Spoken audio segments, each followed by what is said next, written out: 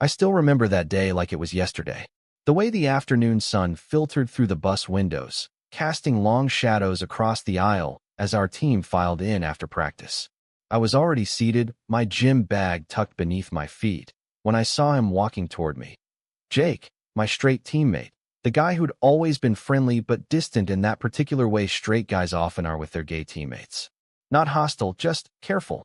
I expected him to nod politely as he passed, maybe toss a casual "good game today" my way before finding a seat elsewhere. That's how it had always been. Instead, he stopped at my row, gestured to the empty seat beside me and asked, "Mind if I sit here?" The question caught me off guard. There were plenty of empty seats available, including several with no seatmate at all. Yet here he was, choosing to sit next to me, and not even taking the aisle seat where he could maintain that buffer zone of personal space that straight guys seem to value so much around their gay friends. No, he slid in right next to me, his shoulder briefly brushing mine as he settled in.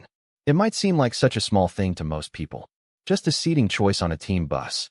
But in the complex social ecosystem of a sports team, these little choices carry weight. They signal alliances, hierarchies, and comfort levels. Where you sit, who you sit with, these are the unspoken indicators of where you stand with your teammates. And suddenly, unexpectedly, Jake was choosing to sit right beside me.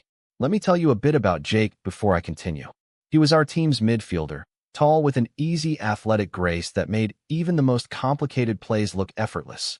He had this habit of running his hand through his dark hair when he was thinking, leaving it standing in all directions during intense moments of the game. Off the field, he was quiet, but not shy, the kind of person who spoke less, but somehow carried more weight when he did. He had a girlfriend, Melissa, who came to most of our home games. They'd been together since high school, one of those couples everyone just assumes will eventually get married. Our relationship had always been cordial, but distant. We'd high-five after good plays, participate in the same team discussions, laugh at the same jokes during practice. But there was always that invisible line, not drawn from hostility, but from the awkward uncertainty that sometimes exists between straight and gay men. That unspoken question of how close is too close, hanging in the air between us. I'd come out to the team during my sophomore year. It wasn't a dramatic announcement, just a casual mention of an ex-boyfriend during a locker room conversation about dating disasters. There had been a moment of silence. Then most of the guys had carried on as if nothing had changed. A few asked questions, genuinely curious rather than judgmental. Jake hadn't said much at the time, just nodded thoughtfully before returning to lacing up his cleats. He never treated me differently afterward. Not better, not worse, just the same distant friendliness as before. So when he chose to sit beside me that day, pressing himself against the window rather than taking the more spacious aisle seat, it felt significant in a way I couldn't immediately articulate. The bus engine rumbled to life as I tried to act natural, scrolling through my phone as if his presence wasn't sending 1,000 questions racing through my mind. "Tough practice today," he said, breaking the silence between us. His voice was casual, conversational, as if this seating arrangement was the most normal thing in the world. "Yeah," I agreed, looking up from my phone. Coach was really drilling us on those corner plays. And just like that, we fell into conversation. Not the superficial teammate talk we usually exchanged, but something deeper. He asked about my family, my classes, my plans after graduation. I found myself opening up, sharing stories about my younger sister's art scholarship and my struggles with organic chemistry. He listened attentively, asking follow-up questions that showed he was genuinely engaged.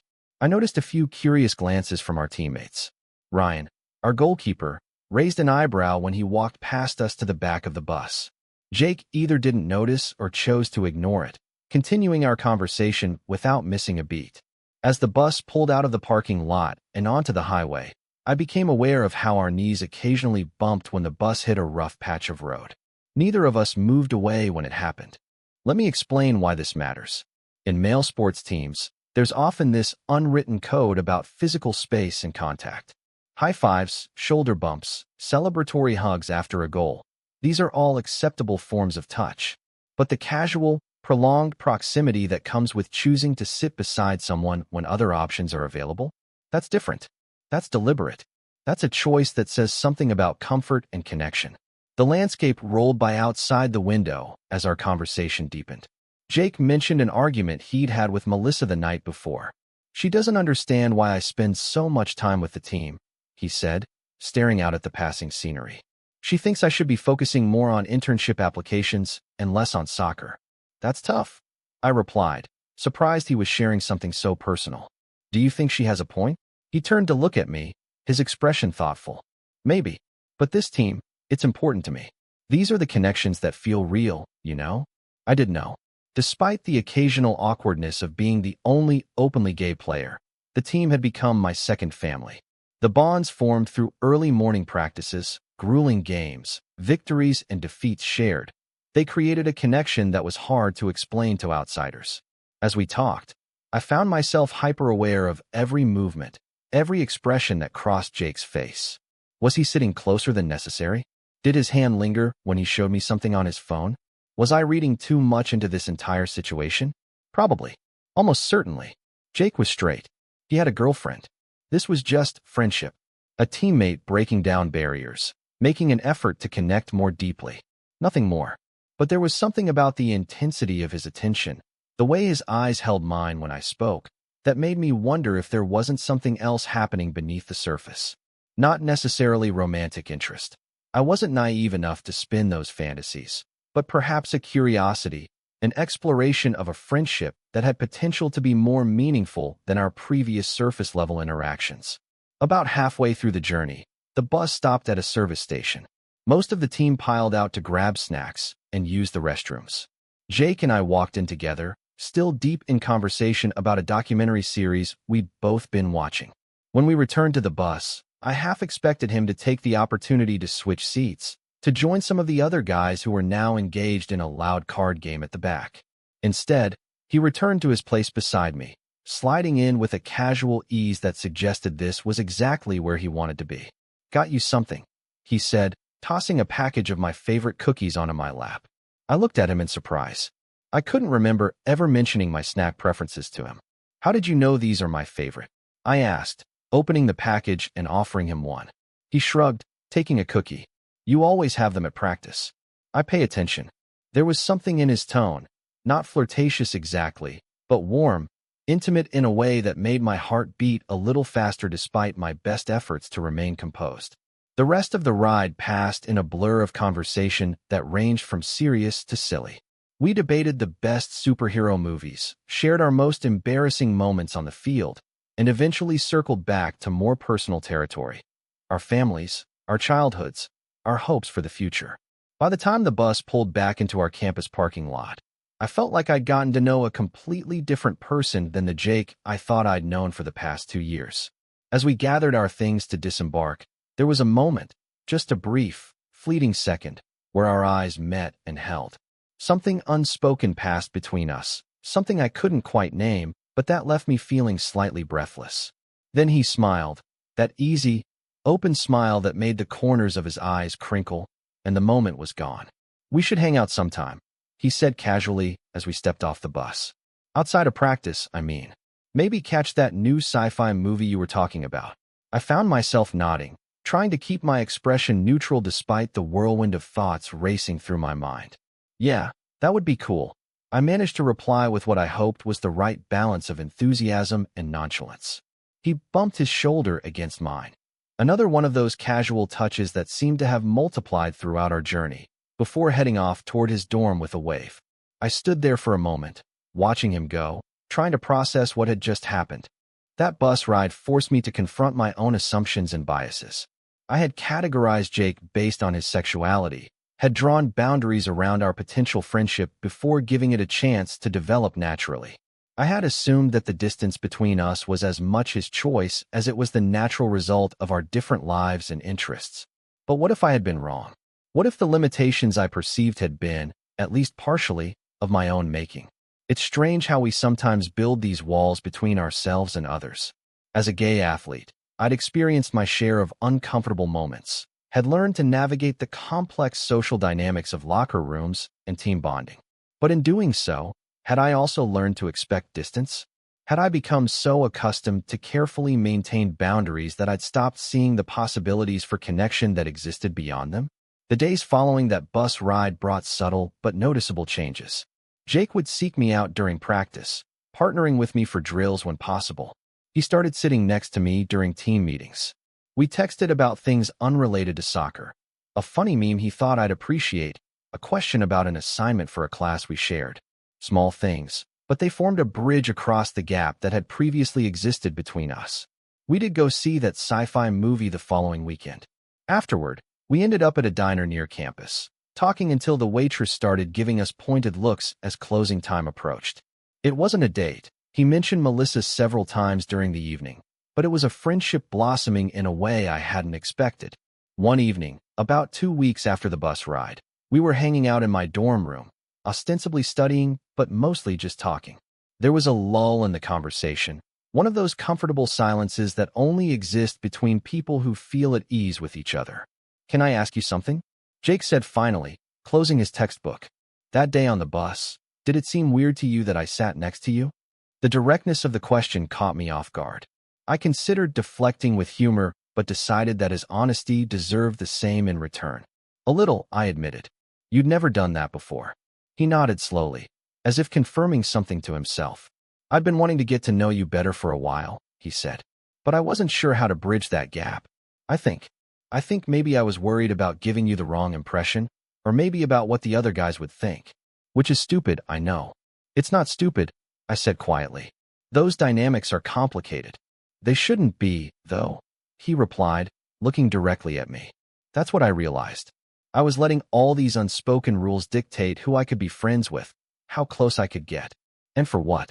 Because you're gay and I'm straight, and somehow that's supposed to make a difference in whether we can be friends? That's ridiculous. His words hit me with unexpected force. Here was someone who had thought about these boundaries too, who had felt their constraints from the other side. It hadn't just been my imagination or my insecurity. The distance had been real, but so was his decision to close it. "Anyway," he continued, a slight flush coloring his cheeks, "I decided to stop overthinking it. Life's too short to miss out on good friendships because of stupid social conventions." I couldn't help but smile. "Well, I'm glad you decided to ignore those conventions and sit next to me." "Even though I didn't take the aisle seat?" he asked with a grin. "Especially because you didn't take the aisle seat," I replied, and we both laughed. That conversation marked another turning point. The self-consciousness that had lingered in our interactions faded away, replaced by an ease that felt natural and right. We became known as close friends on the team, and while there were occasionally raised eyebrows or questioning looks, most of our teammates accepted the friendship without comment. Melissa, interestingly, became a friend too. The first time Jake invited me to join them for dinner, I was nervous, unsure of how she would perceive me. But she was warm and welcoming, genuinely interested in getting to know me. Over time, the three of us developed a comfortable dynamic. Sometimes I wondered if she had ever questioned Jake's sudden close friendship with his gay teammate, but if she had, she never let on. Looking back now, that bus ride represents so much more than just a seating choice. It was a moment when someone chose to challenge the invisible barriers that so often separate us from one another. It was a reminder that connection can happen in unexpected places, with unexpected people, if we're brave enough to make space for it. I've thought a lot about what made Jake decide to sit next to me that day. I never asked him directly. Some questions feel too pointed, too loaded with potential interpretations. But I like to think it was as simple as he made it sound. A recognition that friendship shouldn't be constrained by societal expectations or assumptions based on sexuality. In the years since college, Jake and I have remained close friends. He was a groomsman at my wedding last year. I was the best man at his. We've supported each other through job changes, moves, family crises, and celebrations. Our friendship has become one of the constants in my life, a source of strength and joy that I never could have anticipated when we were just teammates who barely knew each other. Sometimes the most significant moments in our lives don't announce themselves with fanfare. They arrive quietly, disguised as ordinary choices, like a straight teammate who sits beside you on the bus and doesn't take the aisle seat. These small acts of connection, of crossing boundaries that shouldn't exist in the first place, can change the course of relationships and lives in ways we never expect. I'm grateful that Jake chose that seat next to me. I'm grateful for his courage in reaching across the divide that society sometimes places between straight and gay men. Most of all, I'm grateful for the reminder that human connection often happens not in grand gestures, but in the simple decision to move closer instead of maintaining a safe distance. So if there's a lesson in this story, perhaps it's this. Don't let assumptions about who can be close to whom limit your life. Don't let fear of crossing invisible boundaries keep you from meaningful connections. Sometimes, the most important thing you can do is simply choose to sit next to someone and start a conversation. You never know where it might lead. Total_char_count, 17,902.